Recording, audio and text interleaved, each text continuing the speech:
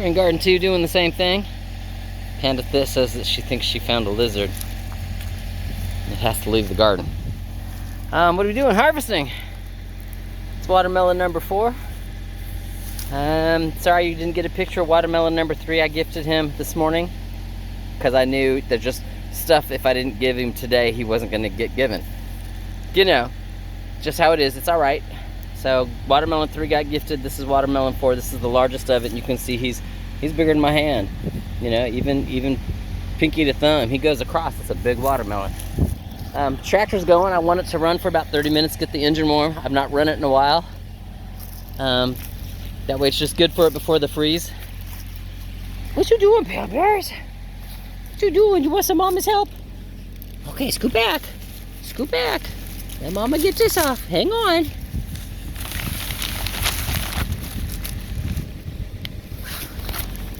Oh, it's in there, huh? I don't see it. I think it's gone. I think you're fooling. I think you're fooling. I think you're fooling. Okay, let's leave it. Let's leave it. Panda. Panda. Hey, leave it. We're done. We're done. Thank you. Nope, we're done. Yes, the plastic is to keep the grass from growing. The weeds from growing. Hey, leave it. Long term, I want to get the little brick toppers and stick them on there. You know, and that way they'll always be sealed. I'm just not there yet. It's just how that one goes. All right, so anyway, no baby asparagus. I didn't think there would be any. They've pretty much slowed down. We did get rain 2 days ago, so I'm checking just in case, but I don't see any. Having said that, I also don't specifically see any more seed pods, you know, that need me to take them in the house, so we're there. Yeah, the watermelon that was there, that's the one that's gone. He's been gifted.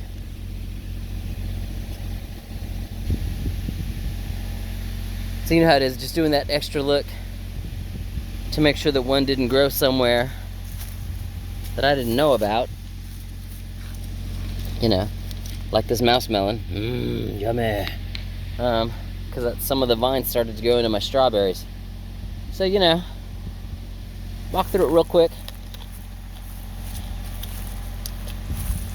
Make sure I don't have any watermelons in there. I don't. Just, you know, always got to check.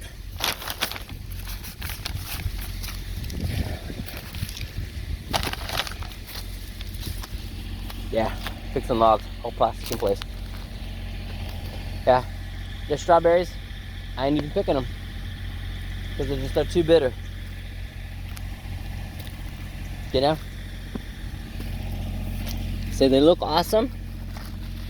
I know I'm gonna give it a try. Looks awesome, but this batch for whatever reason has just been bitter.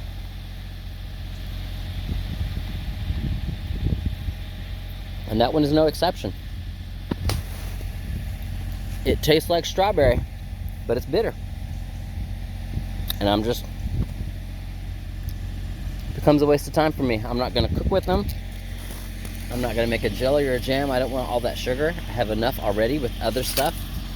You know, don't want to stick them in yogurt being bitter. They won't make it any better. I'm picking some cucamelons while we're here. Some mouse melons, cucamelons, whatever you want to call them. You know, a couple nice sized ones. I still have plenty in the fridge. But the freeze that we're gonna get will pretty much, you know, and these guys as well. You can see how well some of them are just really yellow and some of them are still green. They're not gonna stay green. This freeze will probably end them as well. And you can tell it kind of already has. I'm gonna pick this one.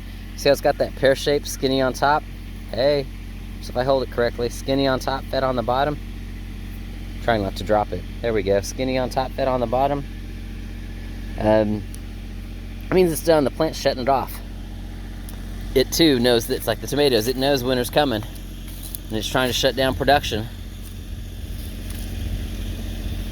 And so it'll sacrifice some younger ones to get, you know, more mature ones fully ripe.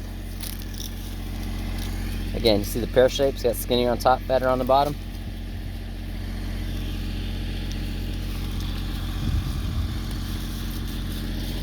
So, it's all good. I said I'll pick a pocket full.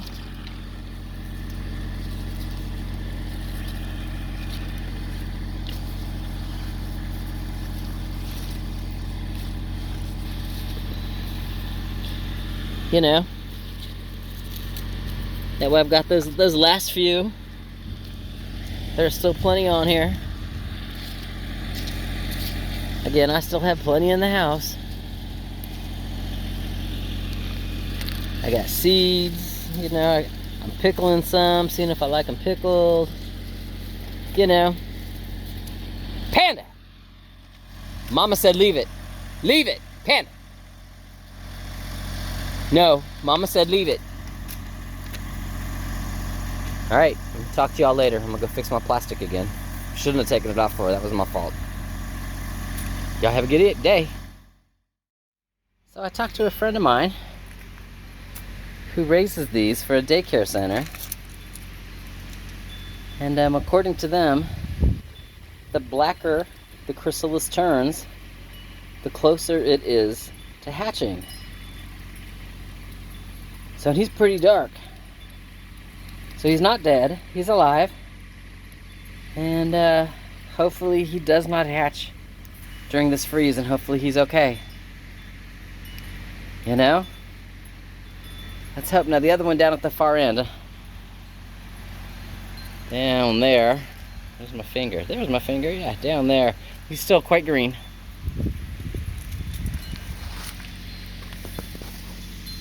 But he's dark. Hey, focus. So, he might still be alive.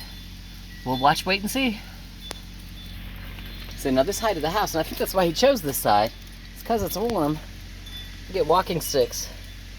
Come over here and sun themselves. Yesterday I happened to have a grasshopper doing the same thing. Because this side of the wall is warm in the afternoon. Alright. You know, I'll keep you posted on the monarch.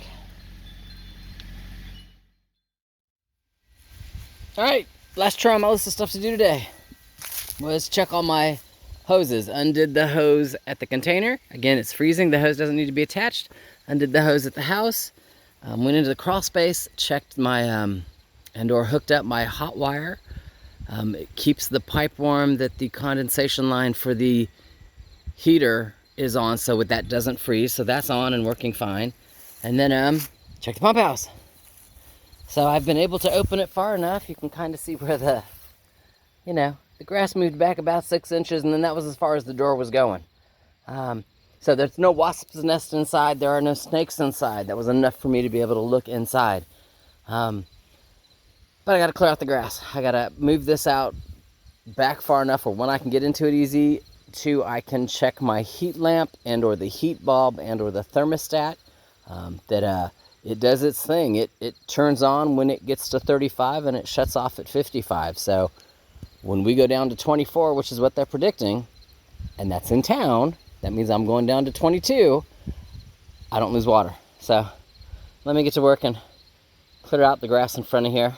And again, that's one of the reasons why I want to put the rock, because it's not just the grass. The slope that's right here tends to dirt ooze into the into my walk space. And there's a nice flat side of the rock here. So if I put that in correctly, the ooze of dirt will actually be out here and not impede the door. It'll just be grass. You know, that, again, that's long term. That's why the rock's here. It's just not #1 priority. You know, wood, garden, other things have just taken precedence. So one day, I'll do all of this stuff. And then as one of those quick side notes, these guys are really beneficial spiders, and I had to disrupt his nest because he was blocking my entrance to the door. Having said that, he was also blocking any of the wasps from trying to get into the door. So, good spider, just can't stay where he is. Hopefully he gets a good hiding place for tonight. All right, having said that, Hannah's telling me to get to work. Hey, zoom out. There we go. She's telling me to get to work. Because it's getting chilly. Temperature's dropping. All right, talk to you in a few. So I think I showed this last year. When you have a heat lamp, that makes sense, it's just on. There is no on and off. You plug it in, it's turned on.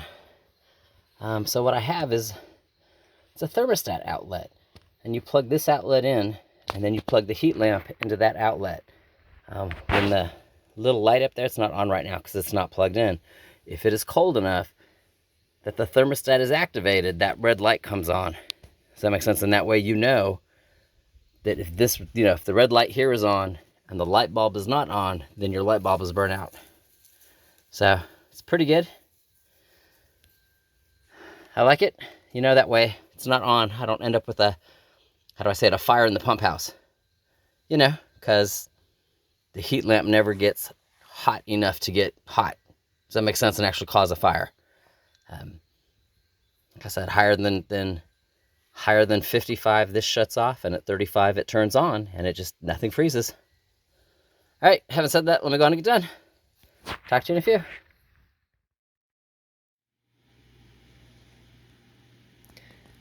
All right, I have two different grow lights. That one is on right now, mainly for that plant. It's a turmeric. Moved it in the house. It will not survive outside, and I want it to survive and thrive, and so it'll be a house plant forever. And then that's my other grow light, and those are, again, tomatoes. Lots and lots of tomatoes. All right, having said that, I put the larger ones on the bottom, smaller ones on the top. Smaller ones on the top because they are smaller. They do let light go through to the bottom. And what you're picking up is you see how you've got red and blue on the shelf there? It's got a wide spectrum of light. Again, it's a grow light. Having said that, it should allow the tomatoes to ripen without actually being in the windowsill. I got a little programmer thing on so the lights will come on at 7 o'clock in the morning and go off at 9 o'clock at night. So there's 14 hours of it's fake sunlight, but it's sunlight. So they should finish ripening up. And then like last year, whatever doesn't ripen up, I'll be having some fried green tomatoes. Just saying. So, probably the only thing that I did do, because I've not turned the heat on in the house yet, there's a vent right there. And I've got a towel on it because my venting all runs under the house. So when we get cold tonight, if I don't turn the heat on, that vent's going to be cold. So there's a towel on it so there's no cold air seeping up at the plants. So, all right, off to the next thing. Yeah, I got to process everything. Talk to you in a few.